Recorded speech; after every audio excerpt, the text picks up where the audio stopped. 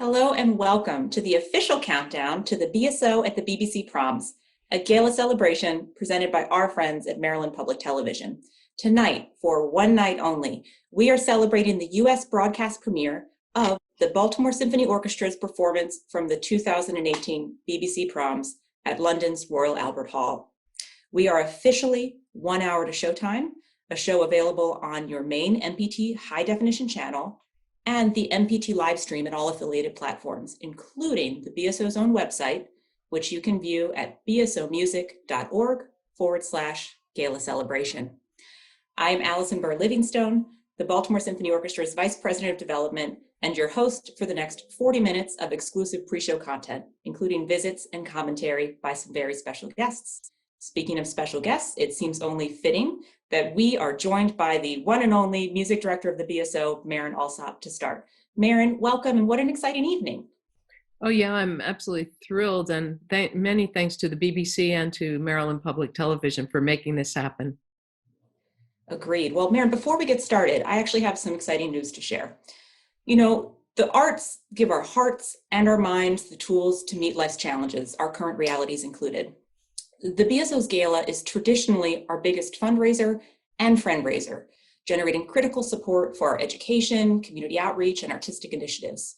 While we cannot be at the Meyerhoff Hall for such a traditional event tonight, it seems only fitting that we're bringing really our essential service of music to all of Maryland and beyond. Thanks to our friends at the Morris and Gwendolyn K. Fritz Foundation, we are also able to continue to raise critical funds at a time when performing arts organizations like the BSO need them the most. We have actually today a one-day only $10,000 matching challenge. We really invite everyone who is watching to help us to expand our service and reach through these times by considering to give whatever you're able to help us meet that goal. Visit bsomusic.org/Gala Celebration or the BSO's Facebook page to learn more and to make a matching gift before midnight tonight. So again, that's tremendous news, and we are so appreciative to our partners and so appreciative to everyone, not only for joining, but also for their consideration of support. So Marin, kick us off. What will everyone be seeing this evening? Well, this was a very special concert at the Proms. I've done many performances at the Proms, but this was in celebration of my mentor, Leonard Bernstein's 100th anniversary of his birth. And so this was a very, special moment for me on many levels, not the least of which was bringing the Baltimore Symphony for the first time to the BBC Proms. I think the first thing you're going to be struck by is the enormity of the hall. It's huge and majestic. And I won't forget when watching all the musicians come in for the rehearsal and just their eyes popping out. Wow, this place is crazy. It's so incredible. So I think, having that feeling as you see the hall, but you also see an audience unlike any other audience because there are no seats in the orchestra section. They've all been removed, so everyone stands. And people come to the Proms that don't normally come to classical music concerts, and they come to all of them, some of them.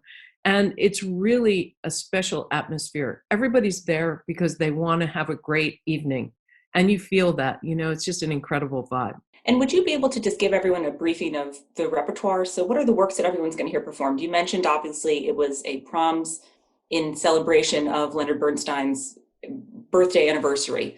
So I know there were works by Bernstein and works by others as well.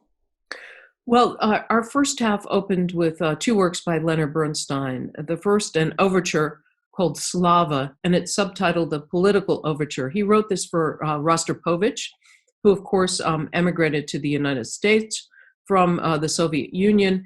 And I think it's an appropriate little overture, especially in an election year, because, you can kind of hear these references and you even hear the voices of politicians at some point that are come in on the tape.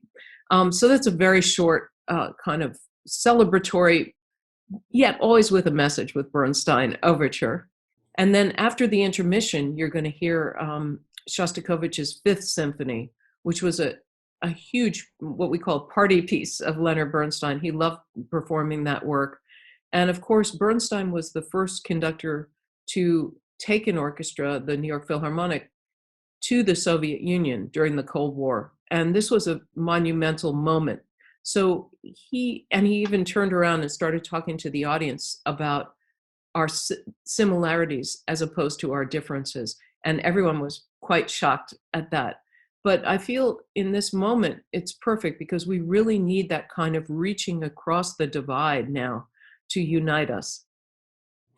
Well, thank you for sharing that, Marin. And you've talked a lot about Bernstein, and I know we might have some new watchers to this event tonight. And I'm not sure if everyone is fully aware of your unique personal connection and the influence and the mentorship that you had with Leonard Bernstein. And maybe you could just expand on that a brief moment. Oh, sure, I'd love to. Well, when I was 9 years old, my dad took me to hear a concert, and I fell in love with the conductor and his whole demeanor and charisma and enjoyment. And that conductor was Leonard Bernstein, and that's the day I decided I wanted to become a conductor.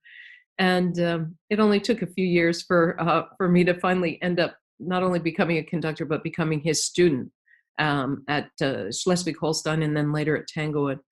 And he was, it's so unusual to have a hero, and then to have a hero that exceeds your expectations. It's really a dream come true. He was the most generous, loving, embracing human being I've ever met. And I adored him on many, many levels. And as I got to know him, every time I heard him speak about a topic, I was impressed at the way he had thought about it, his viewpoint. And I also started to see what kind of a citizen of the world I wanted to be, watching him, because he was deeply engaged with the causes he believed in, deeply engaged with education, access to classical music for everyone. And this for me was as formative, I think, as his musical knowledge and what he shared with me. Thank you so much, Marin. I always enjoy hearing that story, and I feel like I always hear different points of it at a different time you tell it. And I think the idea about the citizen that you want to be, and I think it's all fitting with what we're going to be seeing tonight and the timeliness of the broadcast. So with that, why don't we go ahead and share with everyone our conversation that we had the chance to have with Jean-Yves Thibaudet. Marin, did you want to say anything about that before people listen in? The marvelous pianist, Jean-Yves Thibaudet, who's a big favorite with our BSO family and our musicians and audience members, was our featured soloist on this tour. And I think, it's so wonderful to make music with people that you admire, but also it's very, very special when they're good friends like Jean-Yves is. We've known each other for many, many years and performed all around the world. But I think this night together with the Baltimore Symphony at the BBC Proms was something really special. Good evening. I am so glad that everyone is able to join us this evening for what will truly be a spontaneous conversation, but also a great reunion with Marin Alsop and a wonderful guest who is going to be featured on our program this evening, Jean-Yves Thibaudet. This is really an opportunity to add some great content and enthusiasm to what everyone is going to see tonight. Again, the U.S. broadcast premiere, thanks to our partnership with MPT, as well as on a live stream on the BSO's website. The BSO's powerhouse performances at the 2018 BBC Proms. This, of course, was a program that was featuring Bernstein's Second Symphony, The Age of Anxiety, a work for piano and orchestra. And let's jump right to it. Jean-Yves, Marin, would you both be able to reminisce about what that Proms collaboration in particular meant to you, your favorite memories, behind-the-scene moments? What's it like to be at the Proms? You want to start, Marin? I'd like you to start. I'll start, Jean-Yves. Yes, it's always special to play at the Proms. I'm sure Jean-Yves will agree with me. The atmosphere is so dynamic and exhilarating, and the people. It's a place that you perform where everybody's looking forward to a great show, and that is just the best atmosphere. And when there are 5,000 people there, that is also something pretty spectacular.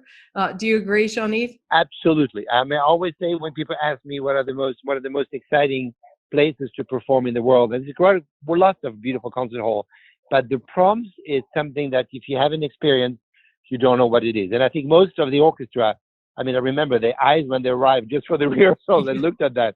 I mean, this place is like, it's huge, and there's an electricity. The audience at the Proms, I mean, we both play often in London, but the audience at the Proms is a different audience than the usual audience at London concerts. They're just, I don't know, they're in a different mood. They're just crazy. They are so electrified.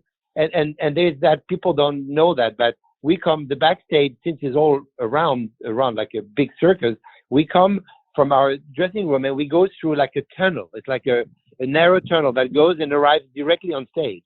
And that, the adrenaline that goes into that little tunnel is just, every time I play there, it's just so crazy. You're there and suddenly you're like pushed in this arena and you're in the middle of everything and you have all the people that are screaming. I mean, I just can't explain it, but it's a unique, really unique, electrifying experience every single time. Absolutely. And I think it is really like, it's like a cross between a rock concert and a sporting event, isn't it, Jean-Yves?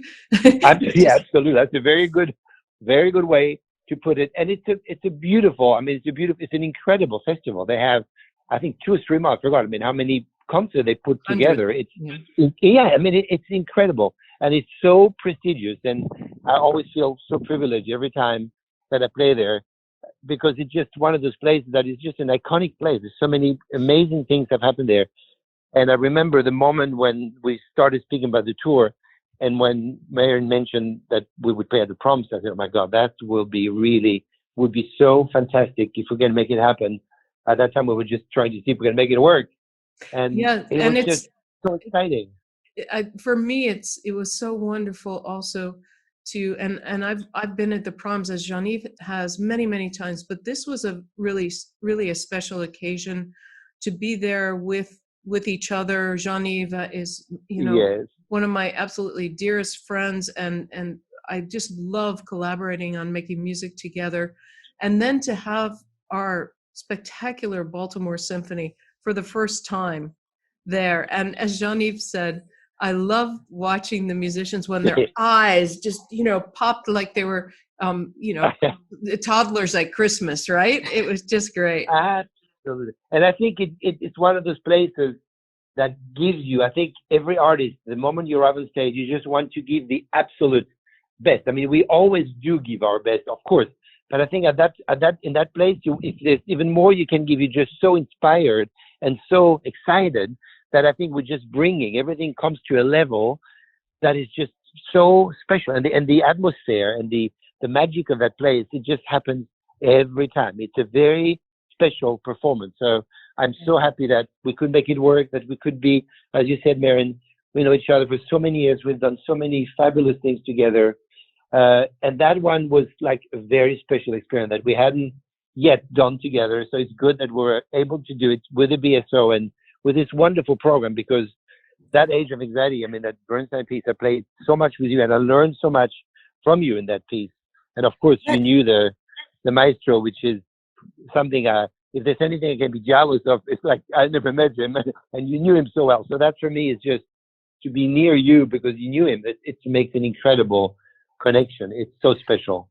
I think, Jean-Yves, that's an incredibly powerful point, and I think it speaks to the excitement and clearly the amazing experience that was that 2018 Proms, particularly pairing this piece. Well, this was a part of a celebration of the 100th anniversary of his birth, and so it was a year-long celebration, and this was really one of the culminating events. And of course, the Proms had many events, but this was something that they really wanted.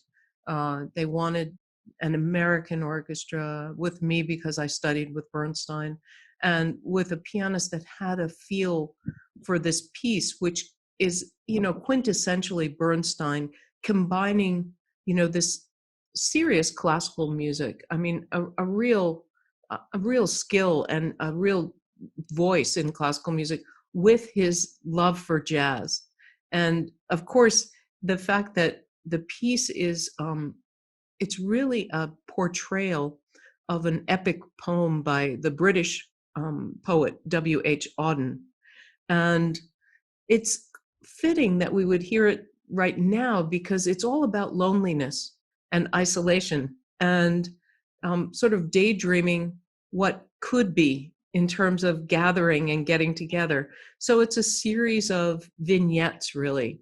And it ends, of course, in this incredibly jazzy, it's called a masque, but it's based on a 12-tone row, which is extremely sophisticated concept in classical music.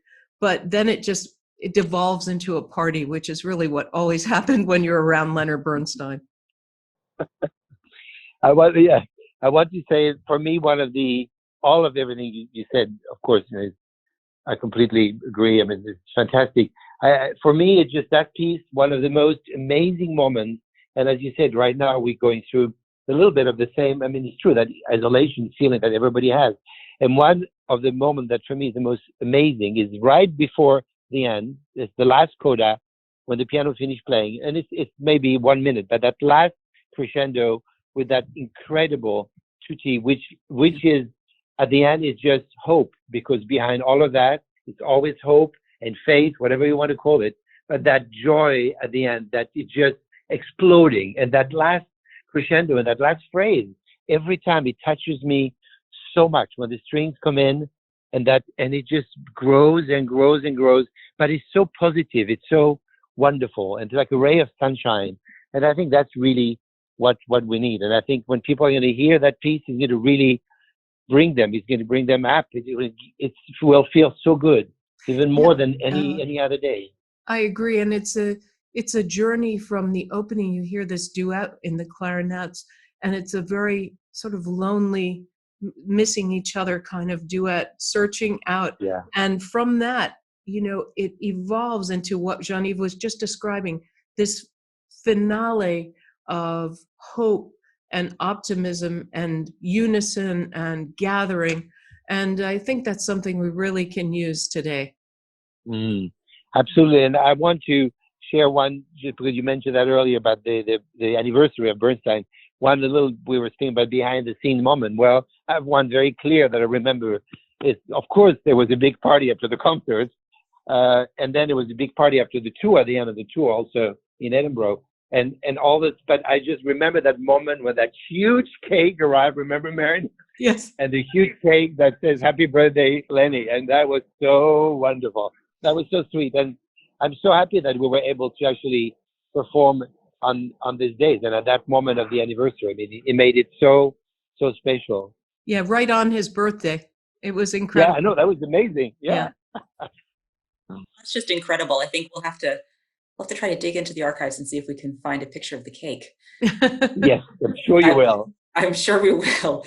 But I think also talking about, obviously everyone will experience this wonderful performance this evening. And I know I'm personally really excited to experience it as well, because I wasn't with the BSO when this tour happened. So I'm really looking forward to that. And I'm thinking about, during this time of pause, right, we also need to give people things to look forward to in the future. And one of the things that obviously all of the BSO family can and should be looking forward to is the return of another collaboration, Marin, of yes, the BSO and Jean-Yves, with a program coming up in next season in April of 2021. And maybe you could both talk a little bit about what's on that program and what we can expect. Yes, Jean-Yves, I'm so thrilled that you could join in for my last season as music director of the Baltimore Symphony. It'll mark 14 years. Do you believe it? That time went so quickly. Wow. I can't. It goes so fast. I know.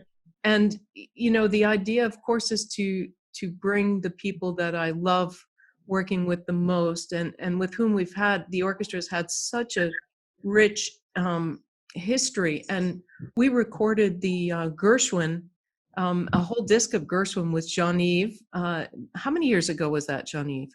I think it was in 2000. I'm bad. I would say 2009, but hold on. 9 or 10, I think. And yeah, time goes so fast. I'm terrible. No, it's been a while, but that was a fabulous experience, and I think the recording has done very, very well, and it sounds beautiful.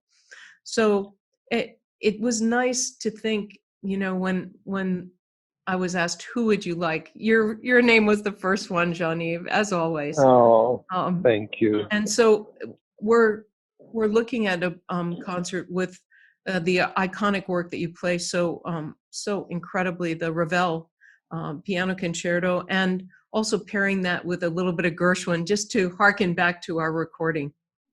Yes. Yeah, I'm very much looking forward. I can say the same. It will be a privilege to come back, be with you in that season.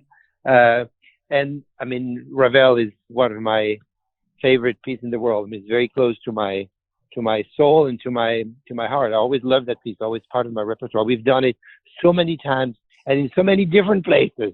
I Haven't could we? look it Yes.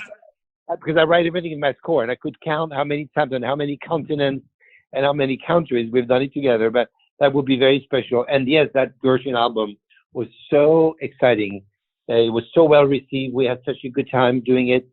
And I think it's funny that we somehow go back to Bernstein, but it's just also that connection between Ravel and Gershwin about jazz and classical. I mean, this is all the only difference that when he was playing Ravel, he was conducting himself. So thank God I've married, because I'm not at all looking forward to do that, being capable. It's still a miracle for me. I mean, Beethoven is one thing, but to play Ravel and conduct yourself, that's really crazy.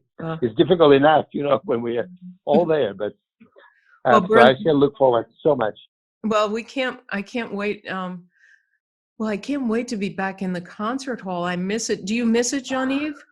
Completely. It's just, that's what I keep telling people. We can call friends, we can do all kind of things, but it's that social. We're just such social people. I mean, we used to have people around us. We just used to feel all the friends and the audience and this is what I think I missed really the most. And even just going outside, to be able to be in a restaurant or to be in a cinema or to be anywhere, it's just that social human contact. We just don't have it, and that really hurts.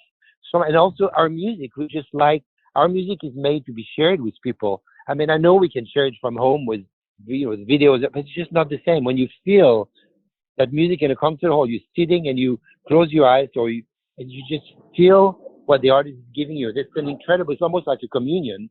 And this, of course, right now we're deprived completely from that. So we hope he'll come back soon. Yes, I couldn't agree more. I think that something we maybe haven't focused on a lot as artists is the relationship with the audience, and how important that is to us as nourishment for what we do, and how much we appreciate audiences. And while of course we want everyone to be safe, and we're making all the decisions based on safety first, but we also can't wait until it's safe for all of us to be together again. Absolutely. I mean, we exist for our audience. An artist without an audience, I mean, doesn't exist. You can play it for yourself every day, but it's just not the same. It's not what we're here for. Right. Here. And I know that everyone as part of the BSO completely agrees. I think on a lighter note, and thinking about that eagerness to return, I know I also value the opportunity to have these kinds of conversations, because it gives me a motivation to, put my hair up and get a little bit presentable, because we can all fall into the feeling of comfort at home. And Jean-Yves, a little bit of a fun fact.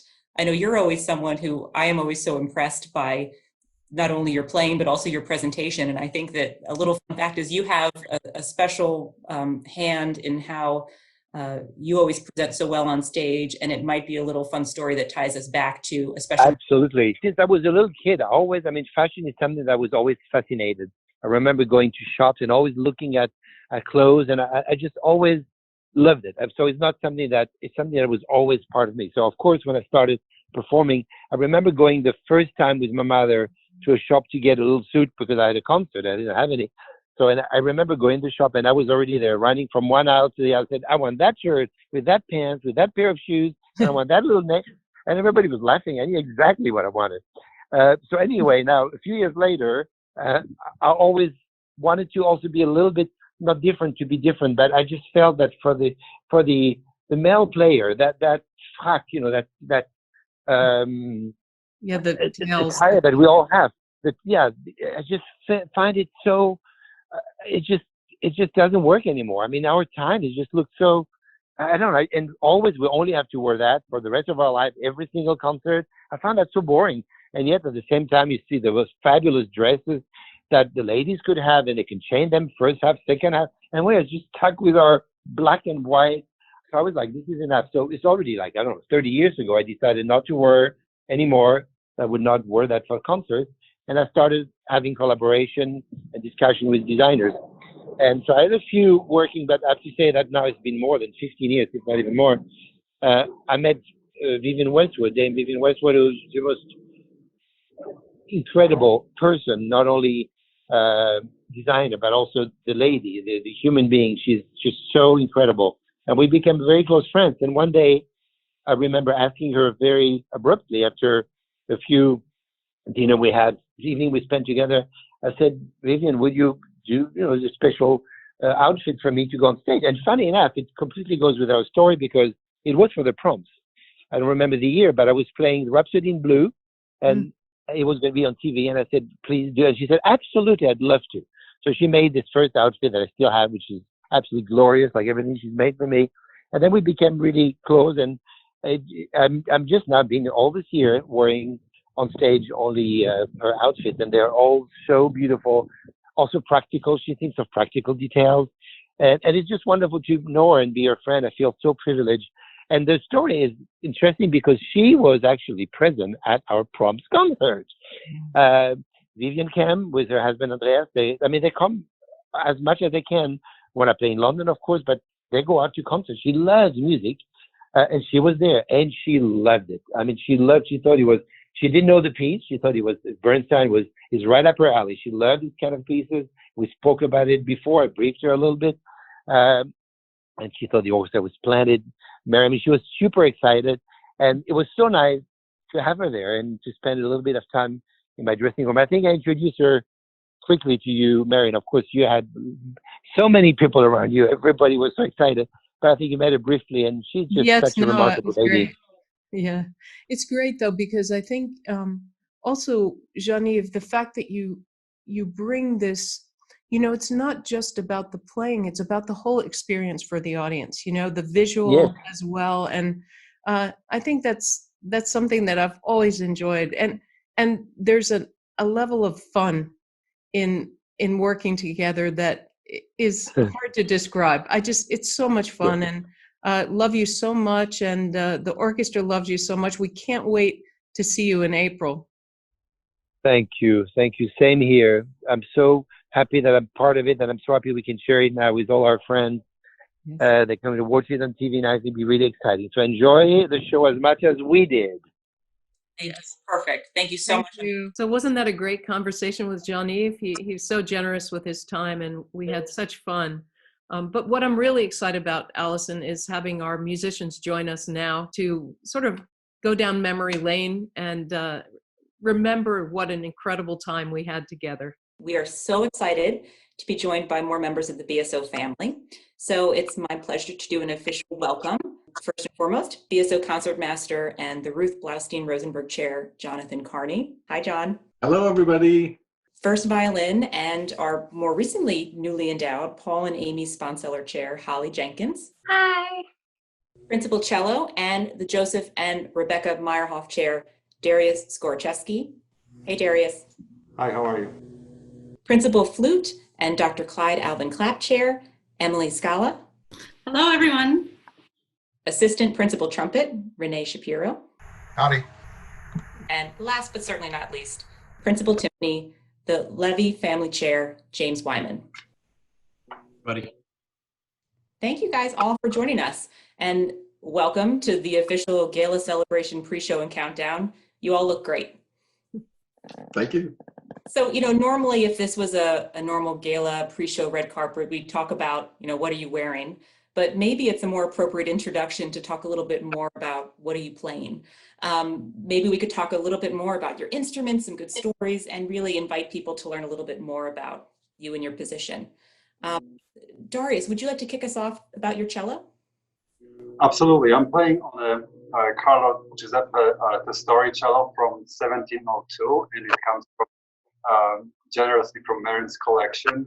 It's a fantastic instrument, and it's the best instrument I've had the pleasure of playing on pretty much all my life. And it sounds fantastic in orchestra and solo chamber music. And what I found out recently too, that it records really well too. So I've been, in this time that we're at home, I've been working on several recording projects by myself, putting stuff on YouTube and such. I really love that cello. And I agree, it always sounds beautiful, but it's nice that it transcends for our digital presentations that we're doing nowadays as well. John, would you like to expand a little bit as well about not only your violin and bow, but maybe some other instruments that you actually have in the wheelhouse that you're getting a little bit more practice on these days? Sure, Allison. I'm very fortunate to play on a Stradivarius, a 1687, one that was the Mercur Avery. Interestingly enough, it going back to England was kind of going back home for it, because for the first half of the 20th century, it was owned by Avery, hence part of the name. And I managed to find a fantastic bow for it a few years ago, which belonged to Marin, was Marin's bow when she was a professional violinist many years ago. And it's a Simon bow, and it's really beautiful, and it just goes perfectly with the instrument. Wonderful. Thank you for sharing. It's nice that you had the chance to bring your violin home again. And James, I don't expect you to pull a timpani in from stage right or left in your camera view there, but maybe you can talk a little bit about your kit and then what it took to take the percussion, ensemble over across the pond to the UK for the tour. So the drums that I play on are by an American high-end timpani maker. It's a company called American Drum Company, and they're typically called Walter Light Timpani. He was the person that started the company, and he was a timpanist as well back in Denver a long time ago. And sadly, the company no longer exists, but a number of very large American orchestras play with those timpani. One of the biggest issues, though, with percussion, and especially with tours, is that all of the instruments have to be put on an airplane and taken overseas, and you don't get to do anything with them until you get there into the venue. If you have calfskin heads on any of the instruments, the timpani or the bass drum, or snare drums, tenor drums, things like that, the heads may have done a number of bizarre things in transit. So it's sometimes a little bit challenging to get into these halls and have very little time to diagnose, what is going on with the instruments. Thankfully, and I guess not thankfully, I don't play on calfskin, so the heads weren't too crazy, but still, it does take a little bit of time just to make sure that your instruments sound as good as they did back in Baltimore overseas. I asked everybody if you could bring some pictures from the tour, and I think we have some of your memories with us today. Of course, every tour needs a logo, and here's our tour logo. I have the t-shirt too. Oh, James, this is you. Over to you. Okay, so these are obviously pictures from me, and one of the things that I really wanted to do when we went on tour was to go to as many museums and things of that nature as we could. I'm a pretty large museum buff, and in the top left, that is a picture from the Tower of London with a beautiful shot of the Tower Bridge behind, and directly next to that is a picture of me in Royal Albert Hall right after our first rehearsal, and I was so blown away by just the ceiling in that building. It was amazing. So I had to get the goofy shot of me just staring up at it. The bottom left picture is during one of the rehearsals in Usher Hall in Scotland, and this was actually my first hall that I've ever played in internationally. And a neat backstory there was, we played 2 shows there, and both shows I had this really wonderful couple that sat right behind me, and they just talked up a storm, and they were just incredible people. Anthony and Margot. I don't recall their last name, but I remember their first name, and they've sent me postcards, and they were just amazing. So there's that, and then on the right there's a picture of me that's outside of Usher Hall, standing just next to the billboard, and that was just an immense moment of pride for me. And Darius, I think you're next. Yeah, here are a few shots of the proms, and the most amazing picture besides our section, and actually as there is one on the left with when we're doing all a selfie with Marin, and another selfie. Actually, Marin took that picture on the right, and the one on the left top is the view from my seat of incredible audience, and as you can see, everybody in the front many rows is standing. It's a standing room only down there. It was an incredible experience. Great. Renee, I think that's you.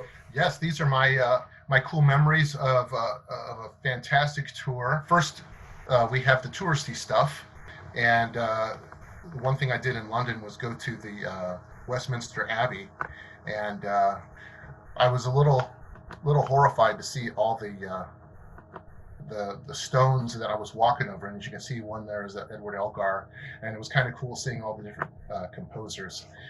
Back in Edinburgh, what a really cool town. Everybody was getting in the spirit. If you see our two clarinetists down on the bottom there, Yao and Lin, they have their bagpipes that they're playing on, which is pretty cool. A bunch of people there. One really cool picture here is on the top there, two of our supporters. That's Janet and Bob Fleischman. And they were fortunate enough to win our raffle. So they actually got to go on the tour, buying raffle tickets.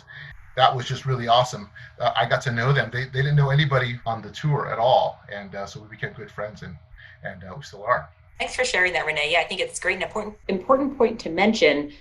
Not only did we have obviously all of our orchestra and then friends and family of orchestra members joining, but we had, I think, the most guests coming on a BSO tour, if not ever, then certainly in a very, very long time.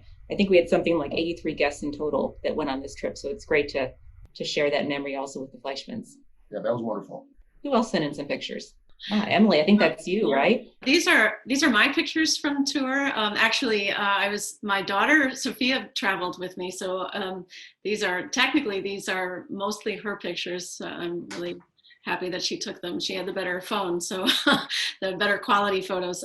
So all those beautiful colors and the picture of the audience are from her seat inside Royal Albert Hall. On our final day after our concert in Dublin at Emerald City, we stopped at the Guinness factory. Oh, Holly, that's some lovely pictures from you. Yeah, so this was my first tour with the BSO. When you go on a tour with an orchestra, you definitely expect, like, obviously we're going to have some really amazing musical experiences. Obviously we're going to get closer to each other, see gorgeous things and everything. I mean, you'll notice that all of my pictures are with people because there's really something special about this tour. I don't know, the BSO, like, my friends are such a family. So over to the left, you'll see me with two of my buddies from the orchestra, Sonia, who's a violinist, and Laura, who's a pianist. And the top right was a hike that I took with a few friends in Edinburgh, I think the day before the concert. We were all very jet lagged, but it was fun. And I'm with the bassist Drew and French horn player Gabe and her new baby Max. Lower right-hand corner is me with newly retired violinist Julie Parcells. We went to Scotland early, 5 days ahead of the orchestra, and just kind of explored the countryside, stayed in an Airbnb and made bread. It was like the longest I didn't play my violin for maybe my whole life. And it was great. Sounds amazing. Well, I guess those are my pictures. So the one on the right is in Edinburgh, and that's Edinburgh Castle in the background. And that's with my wife, Julie, who's also on the tour. I think we had just finished rehearsal at the Usher Hall. And then the picture on the left is my first two, well, mostly the section, but particularly I wanted to get Borm and Kev and Wyatt Underhill, who was doing his last tour with the orchestra during that tour. Marin, that was really fun. And thanks for asking everyone to share those pictures. And thank you everyone for doing so. We've got some great amateur photographers in the group as well. You know, Marin, we talked earlier about some of the works of the repertoire of what everyone will expect to hear tonight.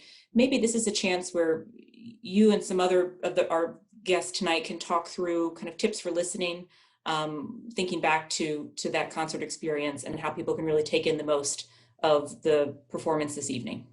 I may turn this over to the musicians to talk about their own individual experience. You know, for us, it's very exciting and very challenging also to walk into a brand new hall and assess it and figure out how to make it work, figure out how to find your sound, your ensemble, your, you know, everything, your center in a way. But I think we did that super quickly when we were there. And I think we also have an advantage as an orchestra because we play in two very different acoustics. We have two gorgeous halls, the Meyerhof and Strathmore. So we are used to adapting very quickly to the environment. And so I think that's a great advantage, especially on tour where you have to sit down and assess quickly.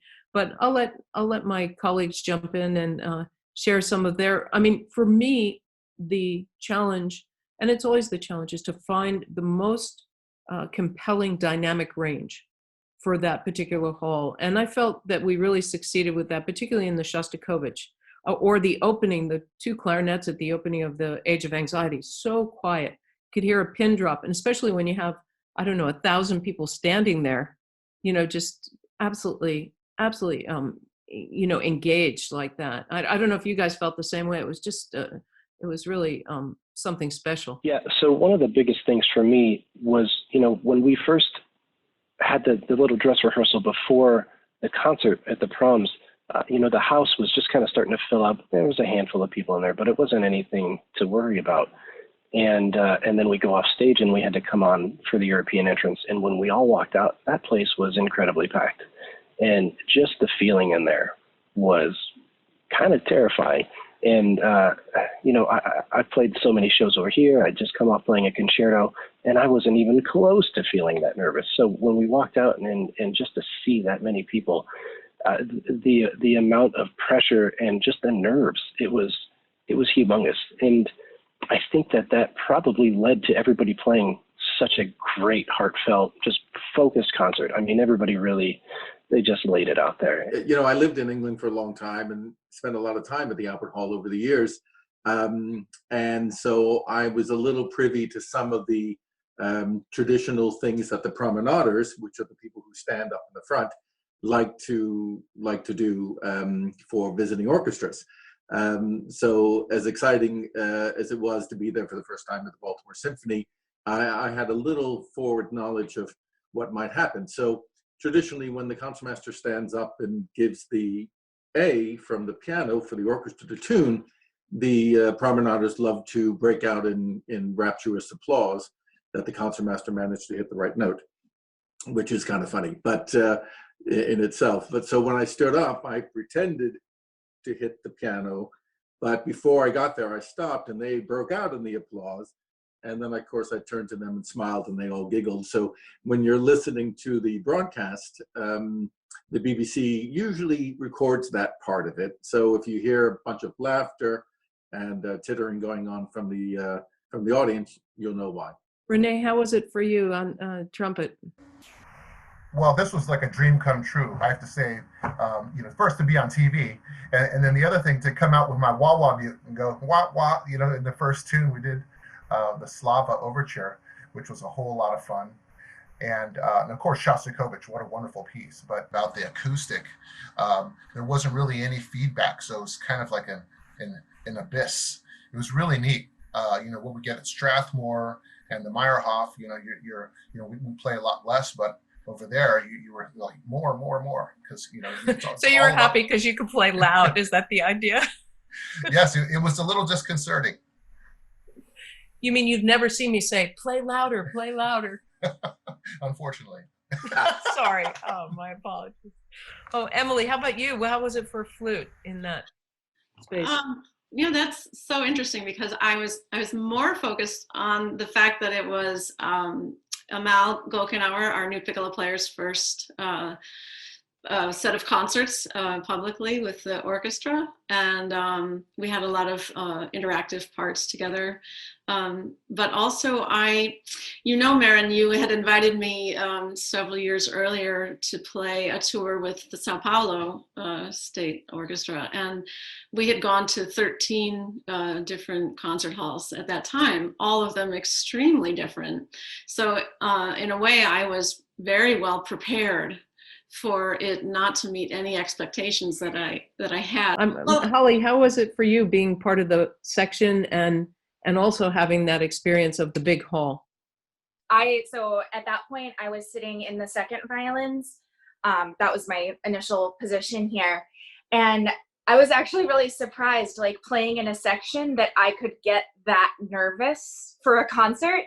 Like, I feel like usually you just kind of like immediately vibe together. And, you know, I have only played in our original two halls with the BSO, basically until we played the Proms. And I remember, like, you know, we get all ready, we wear a lot of extra makeup because it's exciting and we're on TV. And then I got on stage and like started shaking just a little bit, but like in an excited way, not so much like oh no, I'm not going to get through it kind of way. but it was interesting because I felt like, especially in that hall, I could really hear myself. Usually when I'm in a section, like the whole thing is like blending and sounding more like one violin in a section rather than like, 15 separate violinists. And I felt like I could really hear myself. So it was sort of a trial for me to figure out how to blend better. There's such different volumes. And I think the only person I missed was Darius, right? Yes. You were at the front there. You could really see the audience, right? I could actually almost touch them because they were so close to the front of the stage. And acoustically, it felt a little bit like playing in a stadium, open air, like no reverb of any kind. And to Renee, definitely the loudness of the trumpets was noticed where we were sitting at the time. But it was great fun. It was incredibly exciting to play there. And I think we played our hearts out, and at 100 and 200 or 300% of our normal engagement. So it was really great and exciting to play there. For me, I was really proud to bring the orchestra and to represent Baltimore. That was very important as well. To be on those international stages is something so important for the orchestra. And I just want to say thank you to all the people that helped make that happen for us. It's very expensive to take an orchestra on tour, but it was not just an artistically important adventure. It was really a binding and uniting experience for us as an orchestra. I think we really came together as a family. And, in the same spirit, I just wanted to say how impressed I've been with all the generosity of our donors and our new donors as well.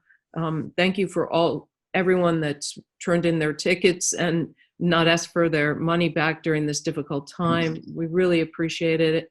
And I also, above all, I want to thank you guys, my wonderful musicians, for your spirit, your generosity, and your great artistry. So in the spirit of a gala, let's celebrate. Can't wait for us all to be back in person on stage, but this is the next best thing. Totally agree. And thank you guys, everyone, for joining us. I think we are officially running down the countdown clock. We're only a few minutes away until 6:00 p.m. for the broadcast. So I just want to thank everyone again for joining us. And for everyone watching, please enjoy this wonderful performance. As you can hear, a lot went into it. And I think Darius said it best. The orchestra played their hearts out, and hopefully everyone can feel that. Guys, let's do a sign off, send off, and thanks for joining. Bye. Bye. See you soon, everybody. Thank you. Bye. Thank you. Thank you for joining us. And again, thank you for your consideration of support to help the BSO expand our reach and continue to share our essential service of music. For more information or to make a gift towards our one-day only $10,000 matching challenge in honor of tonight's program, please visit the BSO's Facebook page or bsomusic.org/Gala Celebration, where you can also watch a live stream of the MPT broadcast, the BSO at the BBC Proms, the Gala Celebration, beginning at 6 p.m.